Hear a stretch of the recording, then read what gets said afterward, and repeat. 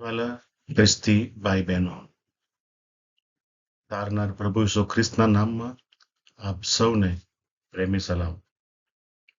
વાલાઓ, આજે 50માંનો દિવસ. ખ્રિસ્તી માન્યતા અનુસાર 50માંનો દિવસ એટલે પેન્ટીકોસ્ટનો દિવસ, પવિત્ર આત્માનો દિવસ કહેવાય. 50માના દિવસે ઈસુ ખ્રિસ્તના પુનરુત્થાન પછીના 50માના દિવસે ઉજવાય છે.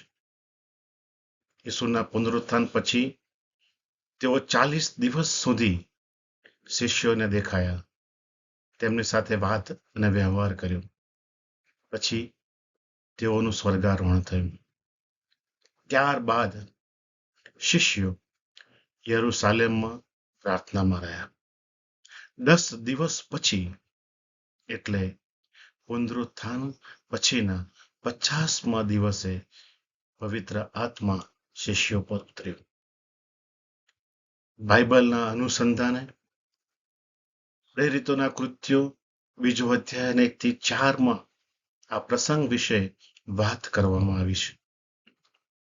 પેન્ટીકોસ્ટના દિવસે એટલે કે પવિત્ર આત્માના દિવસે આ બધા શિષ્યો એક જગ્યાએ ભેગા થયા હતા.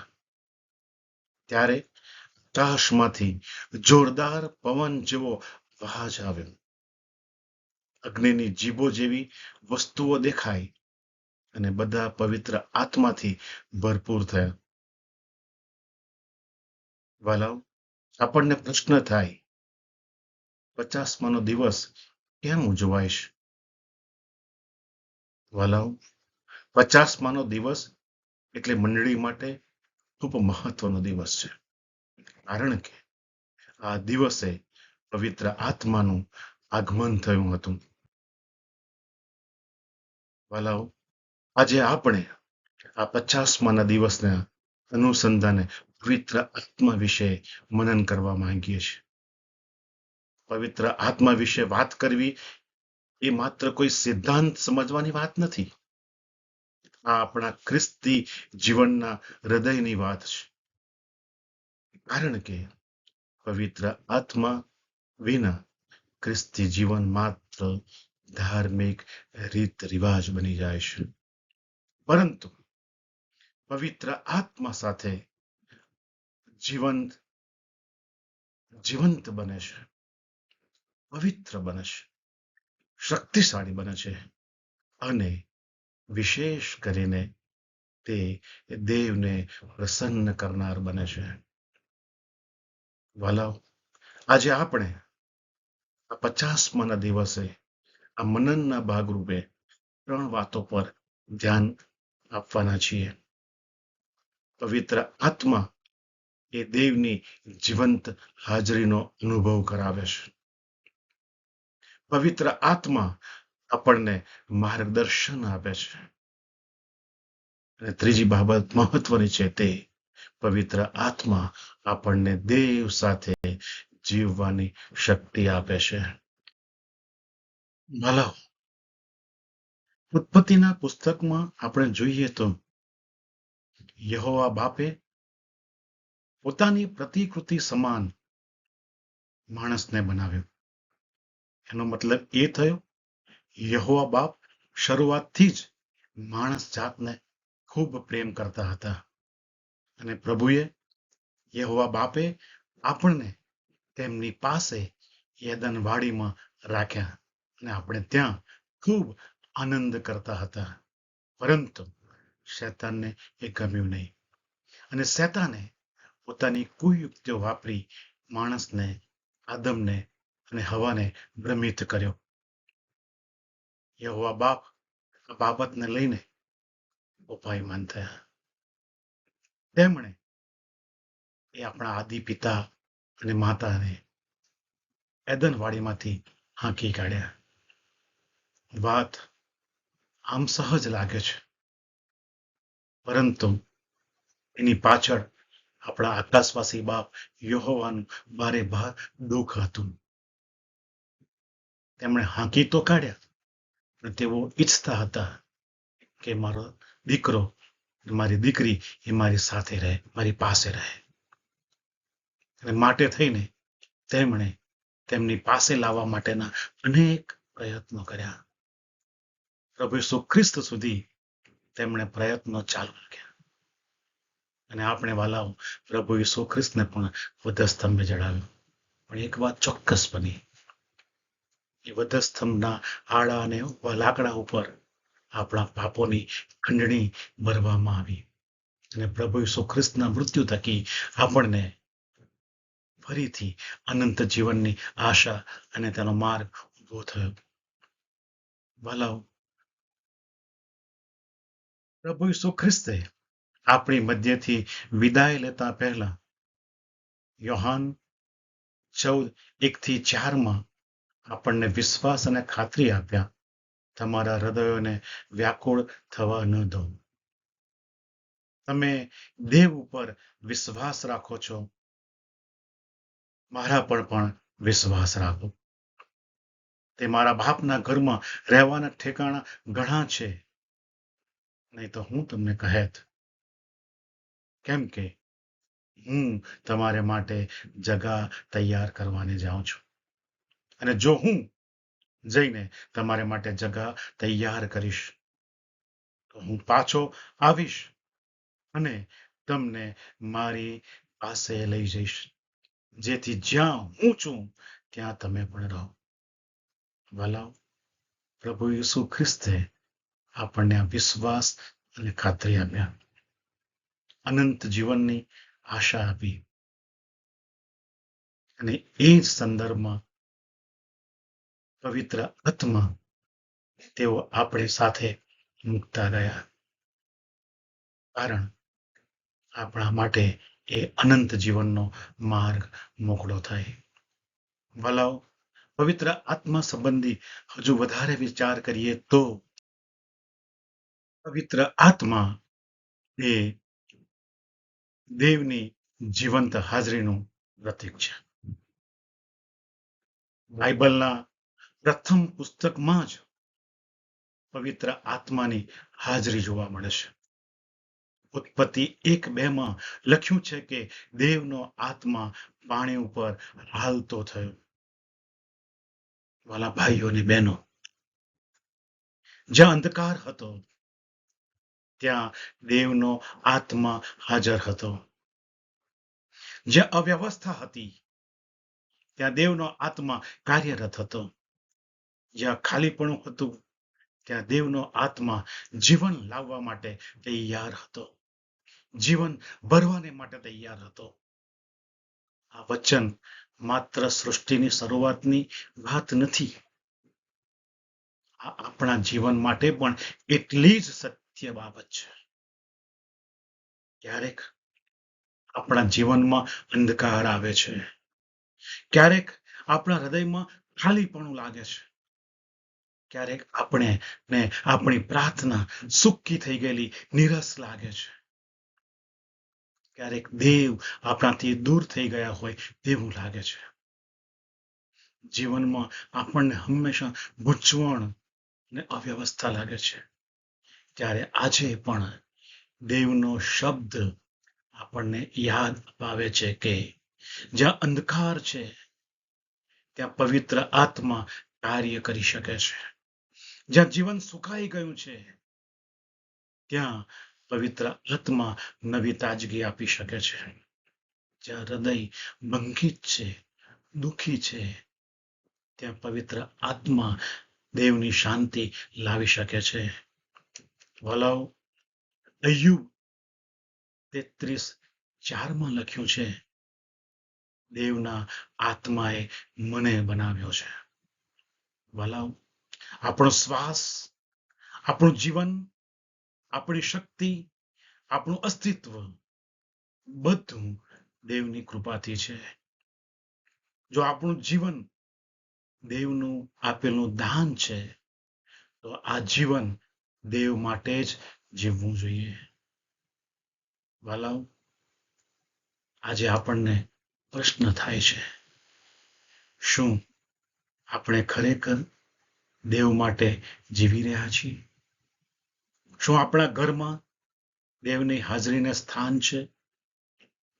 શું આપણા નિર્ણયોમાં પવિત્ર આત્માને સ્થાન છે? શું આપણા હૃદયમાં દેવ માટે તરસ છે? જો નથી તો ગંભીર થવાની ખૂબ જરૂર છે. પવિત્ર આત્મા હૃદય તથા જીવનને બદલે છે. વાલાઓ, જૂના કરારમાં પવિત્ર આત્મા ખાસ લોકો પર કાર્ય માટે આવતો આપણને દેખાય છે. ન્યાયાધીશના પુસ્તકમાં આપણે જોઈએ છીએ 6 અધ્યાયની 1-16 કલમમાં ગિદ્યોન મિદ્યાનીઓના ડરથી ભયભીત હતો. ત્યારે પ્રભુનો આત્મા તેના પર આવ્યો. ત્યારે તે દેવના કાર્ય માટે ઊભો રહ્યો. દાઉદ પણ એક સામાન્ય ગોવાળિયો હતો, પરંતુ જ્યારે પ્રભુનો આત્મા તેના પર આવ્યો ત્યારે તે દેવના રાજ્ય માટે દેવના હૃદય મુજબનો, દેવના ઈચ્છા પ્રમાણેનો રાજા બનવા એ તૈયાર થયો. આ આપણને શીખવે છે કે પવિત્ર આત્મા સામાન્ય માણસને દેવના કાર્ય માટે અસામાન્ય રીતે ઉપયોગ કરે છે. ભાઈઓ અને બહેનો, પ્રશ્ન એ નથી કે આપણે કેટલા શક્તિશાળી છીએ. પ્રશ્ન એ છે કે પવિત્ર આત્મા આપણા જીવનમાં કાર્ય કરી રહ્યો છે કે નહીં. ન્યાયાધીશના એ પુસ્તકમાં આપણે જોઈએ છીએ કે જ્યારે ગિદ્યોન ભયભીત હતો ત્યારે દેવ તેને બોલાવે છે. ગિદ્યોન દેવની સામે પોતાની નબળાઈ જાહેર કરે છે, પણ યહોવા બાપ તેને કહે છે કે હું તને સામર્થ્ય આપીશ. અને આપણે જોઈએ છીએ કે ગિદ્યોને યહોવા બાપ માટે રસીમડું ફૂંક્યું. વાલાઓ, હજીકેલના પુસ્તકમાં પણ આ જ વાત નોંધવામાં આવી છે. હું તમને નવું હૃદય આપીશ અને તમારામાં નવો આત્મા મૂકીશ અને તમારા શરીરમાંથી પથ્થરનું હૃદય દૂર કરીશ. માંસનું હૃદય આપીશ અને હું મારો આત્મા તમારામાં મૂકીશ અને તમને મારા નિયમોમાં ચાલવા પ્રેરણા આપીશ.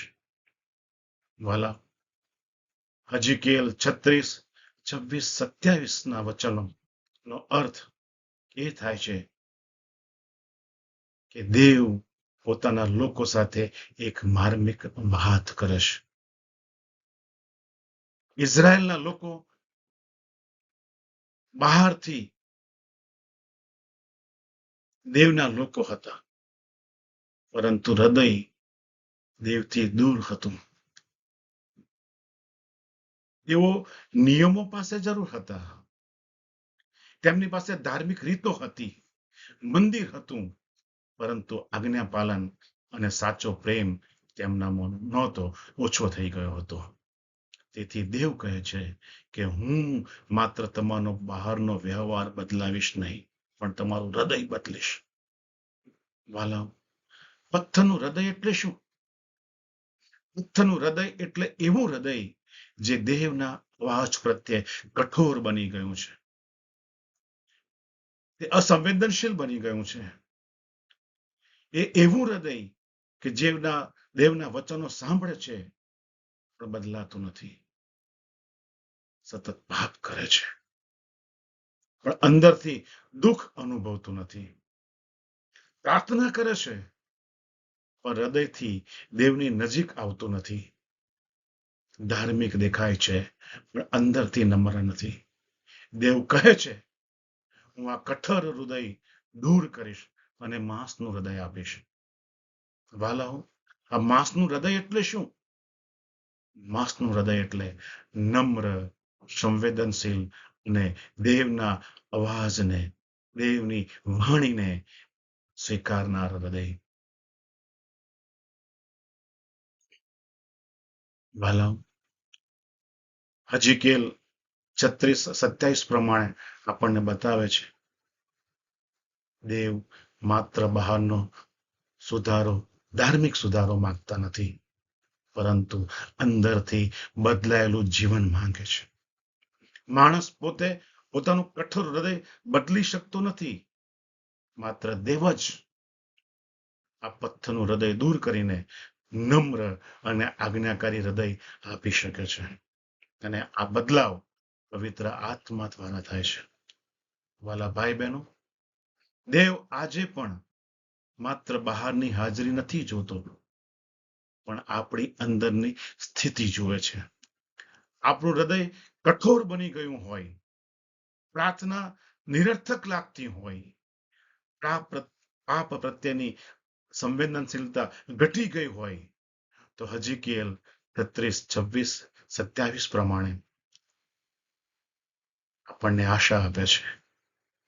દેવ કહે છે, હું તમને નવું હૃદય આપીશ અને મારો આત્મા તમારામાં મૂકીશ. એટલે પવિત્ર આત્મા આપણને માત્ર સારા માણસ જ નહીં, પણ અંદરથી નવા માણસ બનાવે છે. વાલાઓ, ઈસુ ખ્રિસ્તનું સમગ્ર જીવન પણ પવિત્ર આત્માના માર્ગદર્શન અને શક્તિમાં જીવાયું. ઈસુનો જન્મ પવિત્ર આત્માના કાર્યથી થયો. બાપ્તિસ્મા સમયે પણ પવિત્ર આત્મા તેમની સાથે હાજર હતો અને તેમના પર ઉતર્યો. રણમાં પણ તેઓ પવિત્ર આત્માથી દોરાયા અને આખી સેવા દરમિયાન પવિત્ર આત્માના અભિષેકમાં તેમણે પોતાની સેવા કાર્ય શરૂ કર્યું. અને પ્રભુ ઈસુ ખ્રિસ્ત પોતે કબૂલ કરે છે. લુક 4:18 ઈસુ પોતે કહે છે, પ્રભુનો આત્મા મારા પર છે. વાલાઓ, આ વચન આપણને ખૂબ મહત્વની વાતો શીખવે છે. દેવનું કાર્ય દેવના આત્મા વિના થઈ શકતું નથી. વાલાઓ, આપણે આયોજન જરૂર કરીએ છીએ, ખૂબ સારું પ્લાનિંગ કરીએ છીએ, આપણે ખૂબ સારા કાર્યક્રમો કરી શકીએ, આપણે ખૂબ સારા શબ્દો બોલી શકીએ, આપણે ખૂબ સારી સેવા પણ કરી શકીએ, પરંતુ હૃદય બદલવાનું કામ તો પવિત્ર આત્મા જ કરે છે. પાપી માણસને પસ્તાવામાં લાવવાનું કામ પણ પવિત્ર આત્મા જ કરે છે. તૂટેલા માણસને એ આશા ઉપજાવવાનું કામ પવિત્ર આત્મા કરે છે. નિરસ લાગતા જીવનમાં પવિત્ર આત્મા એ જીવંત બનાવવાનું કામ કરે છે. આથી આપણે સતત હંમેશા પવિત્ર આત્માની જરૂર છે. માત્ર જ્ઞાન નહીં, પણ આત્માની જરૂર છે. માત્ર કાર્યક્રમોની નહીં, પણ દેવની હાજરીની જરૂર છે. ઈસુએ પોતાના શિષ્યોને કહ્યું, પ્રેરિતોના કૃત્યો 1:8 પવિત્ર આત્મા તમારા પર આવશે ત્યારે તમને શક્તિ મળશે અને તમે મારા સાક્ષી થશો. વાલાઓ, 50માના એ દિવસે આ વચન પૂર્ણ થયું. પ્રેરિતોના કૃત્યમાં શિષ્યો પવિત્ર આત્માથી ભરાયા. આ શિષ્યો પહેલા ડરેલા હતા, બંધ દરવાજા પાછળ હતા, તેઓ અનિશ્ચિત હતા, પરંતુ પવિત્ર આત્મા આવ્યા પછી તેઓ બદલાઈ ગયા. તેઓ હિંમતથી ઊભા થયા. તેઓ ઈસુ ખ્રિસ્તની સાક્ષી આપવા લાગ્યા. વાલા ભાઈ બહેનો, આ પરિવર્તન એ માનવીય હિંમતથી નહોતું હોય. આ પરિવર્તન તો માત્ર પવિત્ર આત્માની શક્તિથી આવ્યું હતું. આજે આપણે એ જ શક્તિની જરૂર છે. ડરથી બહાર આવવા માટે પવિત્ર આત્માની જરૂર છે. પાપ સામે ઉભા રહેવા માટે પવિત્ર આત્માની જરૂર છે. ખ્રિસ્તની સાક્ષી આપવા માટે પવિત્ર આત્માની જરૂર છે. ઘરમાં, કામના સ્થળે, સમાજમાં, મંડળીમાં દેવ માટે જીવવા માટે પવિત્ર આત્માની જરૂર છે. વાલાઓ, આપણે પવિત્ર આત્માની માંગણી કરીએ. પવિત્ર આત્મા યોહાન 16:8 પ્રમાણે પાપ, ન્યાય અને ન્યાય વિચાર વિશે સમજ આપે છે. આજના સમયમાં માણસ પોતાના પાપને નાનું બતાવવાનો પ્રયત્ન કરે છે. ગુસ્સાને એ સ્વભાવ કહે છે. અહંકારને એ આત્મસન્માન કહે છે. ઈર્ષાને સામાન્ય ભાવ કહે છે. આજ્ઞાભંગને પરિસ્થિતિનું બહાનું આપે છે. પણ જ્યારે પવિત્ર આત્મા કાર્ય કરે છે ત્યારે તે આપણા હૃદય સામે સત્યનું દર્પણ રાખે છે. પવિત્ર આત્મા આપણને તોડવા માટે પાપ બતાવતા નથી, પણ બચાવવા માટે બતાવે છે. તે આપણને શરમમાં દબાવવા માટે નહીં, પણ પસ્તાવા દ્વારા દેવના ચરણો પાસે લાવવા માટે કાર્ય કરે છે. તેથી જ્યારે પવિત્ર આત્મા આપણા હૃદયમાં કોઈ ખોટી વાત બતાવે ત્યારે તેને અવગણવી નહીં, તરત દેવ પાસે આવવું જોઈએ અને કહેવું જોઈએ, પ્રભુ હું ખોટો છું, મને માફ કરો, મને શુદ્ધ કરો અને મને બદલાવો.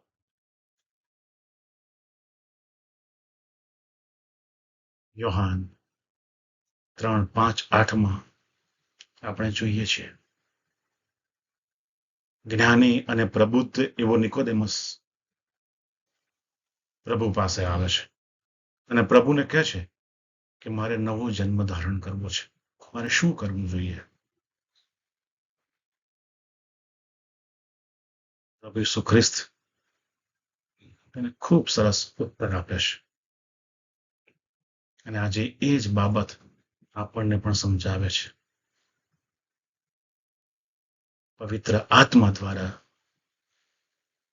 તારી નવું ઉત્પત્તિ થાય. વાલાઓ, માણસ ધાર્મિક માહિતીથી નવો નથી બનતો.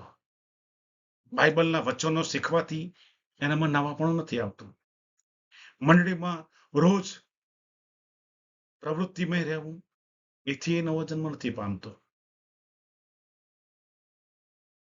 માણસના સારા કામો, માત્ર સારા કામો એને સ્વર્ગમાં લઈ જશે એ આપણી ભ્રમણા છે. માણસ અંદરથી નવું જીવન પામવું જોઈએ, અંદરથી બદલાવો જોઈએ અને આ નવું જીવન પવિત્ર આત્મા આપે છે. આજે ઘણા નામદારી ખ્રિસ્તીઓ છે,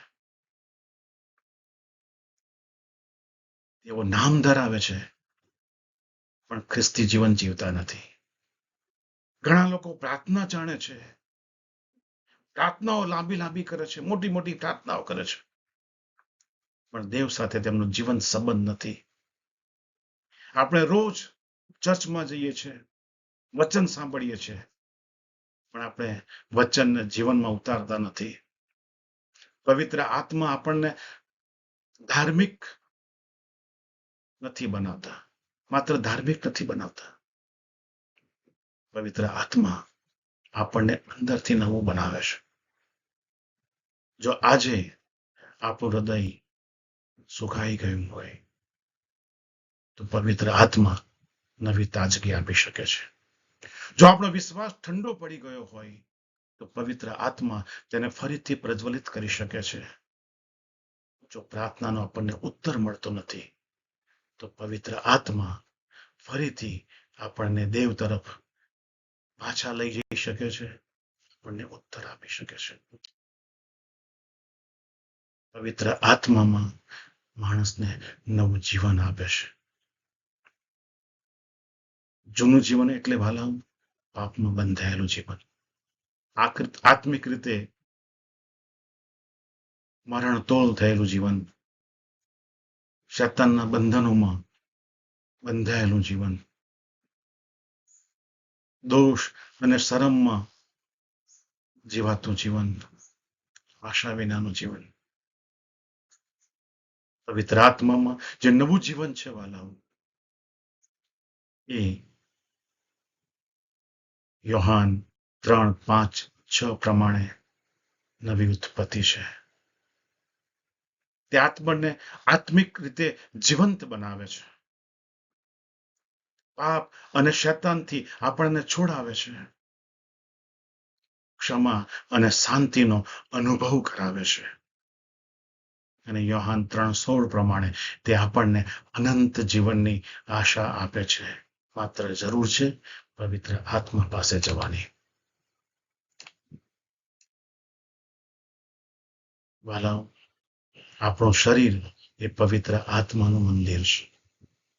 સંત પાઉલ ગ્રંથીઓની મંડળીને પત્ર લખતા 6 અધ્યાયની 19મી કલમમાં કહે છે કે આપણું શરીર એ પવિત્ર આત્માનું મંદિર છે. મિત્રો,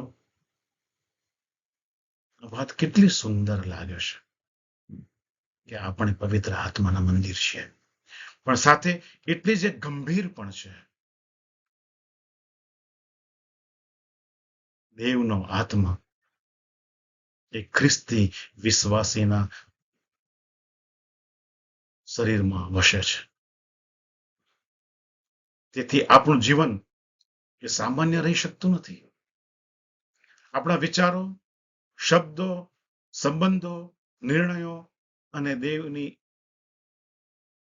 વર્તન એ દેવની હાજરીને યોગ્ય હોવા જોઈએ.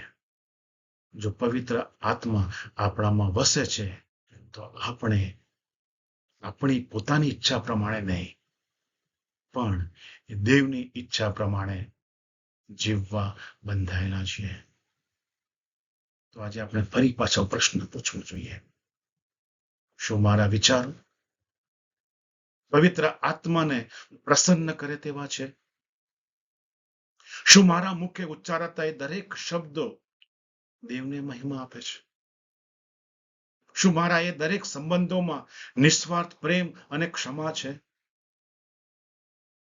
શું મારા જીવનમાં પવિત્રતા દેખાય છે? જો નથી તો પવિત્ર આત્મા આજે આપણને એ સઘળું આપવા તત્પર છે. યોહાન 14:26 પ્રમાણે પવિત્ર આત્મા આપણને નવું શીખવે છે. પવિત્ર આત્મા આપણને શીખવે છે અને પવિત્ર આત્મા યોહાન 16:13 પ્રમાણે આપણને સત્યમાં દોરી જાય છે. પવિત્ર આત્મા જીવનમાં ઉત્તમ ફળ પેદા કરે છે. વાલાઓ, ગલાતી 5:22-23 પ્રમાણે પ્રેમ, આનંદ, શાંતિ, સહનશીલતા, દયા, ભલાઈ, વિશ્વાસુપણું, નમ્રતા અને આત્મસંયમ એ આત્માના ફળ છે. વાલાઓ, પવિત્ર આત્મા એ આપણામાં આ ભલાઈના ફળો ઉત્પન્ન કરે છે, પેદા કરે છે. માટે વાલાઓ, પવિત્ર આત્માને આપણે દુખી ન કરીએ. એફએસી 4:30 કહે છે, પવિત્ર આત્માને દુખી ન કરો.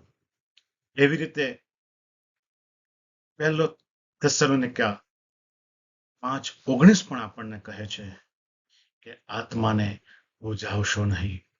વાલાઓ, આજે આપણા માટે આ ખૂબ મોટી ગંભીર ચેતવણી છે. જ્યારે આપણે જાણી જોઈને પાપમાં જીવીએ છીએ, દેવના અવાજની અવગણના કરીએ છીએ, ક્ષમા કરવાનું ટાળીએ છીએ, અહંકાર રાખીએ છીએ, પ્રાર્થના અને વચનથી દૂર જઈએ છીએ, ત્યારે આપણે પવિત્ર આત્માને દુખી કરીએ છીએ. પણ દેવની કૃપા મહાન છે. દેવ પાછા ફરનારને સ્વીકારે છે. વાલા, 50માનો આજનો દિવસ પાછા ફરવાનો દિવસ છે. આજનો દિવસ પાછા ફરવાનો બની શકે છે. આજનો દિવસ પાપ છોડાવવાનો દિવસ બની શકે છે. આજનો દિવસ ફરીથી પ્રાર્થના શરૂ કરવાનો દિવસ બની શકે છે. આજના દિવસ સાથેનો સંબંધ, દેવના સાથેનો સંબંધ પાછો કરવાનો દિવસ બની શકે છે. વાલા, ચાલો આપણે પવિત્ર આત્મામાં ફરી પાછા ફરીએ. પ્રિય ભાઈઓ અને બહેનો, આજે પવિત્ર આત્મા આપણને બોલાવે છે. તો ચાલો આપણે દેવ તરફ પાછા ફરીએ, પ્રાર્થના સાથે પાછા ફરીએ, દેવના વચનની આધીનતામાં પાછા ફરીએ, પવિત્રતામાં પાછા ફરીએ, એદનવાડીમાં દેવના એ પ્રથમ પ્રેમમાં પાછા ફરીએ, ખ્રિસ્તની સાક્ષીમાં પાછા ફરીએ. જો આપણે દેવથી દૂર થઈ ગયા છીએ તો પવિત્ર આત્મા આજે આપણને પિતાના ઘર તરફ પાછા બોલાવે છે. ચાલો આજે આપણે માત્ર સાંભળનારા જ નહીં, પરંતુ હૃદયથી પ્રતિસાદ આપનારા બનીએ. ચાલો આપણે દેવ તરફ, દેવ સમક્ષ નમી જઈએ અને કહીએ, પ્રભુ, પ્રભુ, મને ફરીથી તમારો સ્પર્શ કરો, મને ફરીથી ભરી દો પિતા, મને ફરીથી નવું જીવન આપો. આવો આપણે પ્રાર્થના કરીએ. એ પ્રેમાળ પિતા, આજે અમે તમારી સમક્ષ નમીએ છીએ, અમે સ્વીકારીએ છીએ.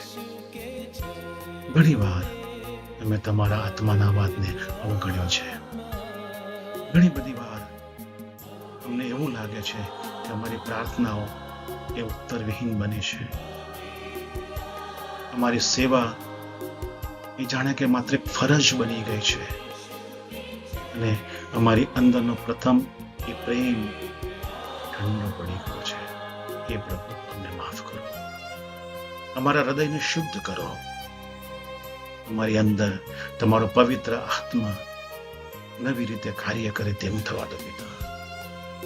એ પવિત્ર આત્મા અમારા જીવનમાં આવો, અમારા હૃદયને સ્પર્શ કરો અને પાપની સમજ આપો. અમને પસ્તાવાનું હૃદય આપો, પવિત્ર જીવન જીવવા માટે શક્તિ આપો. અમારા ઘરોમાં તમારી હાજરીનો અનુભવ કરાવો. અમારી મંડળીમાં તમારી એ આગ ફરીથી પ્રગટાવો. અમારી પ્રાર્થનામાં તરસ આવે, તૃષ્ણા આવે, અમારી ઉપાસનામાં સત્યતા આવે, અમારી સેવામાં નમ્રતા આવે, અમારા જીવનમાં ખ્રિસ્તનો સ્વભાવ દેખાય એમ થવા દો પિતા. હે પ્રભુ, અમને ફરીથી જીવંત કરો, અમને ફરીથી ભરાવો અને અમને ફરીથી તમારા માટે ઊભા કરો. અમને પાપથી પાછા ફેરવો, પવિત્ર આત્મામાં ચલાવો અને ખ્રિસ્તની સાક્ષી તરીકે અમારો ઉપયોગ કરો. પ્રભુ ઈસુ ખ્રિસ્તના નામમાં અમે માંગીએ છીએ પિતા, સાંભળો અને તેનો સ્વીકાર કરો. આમેન.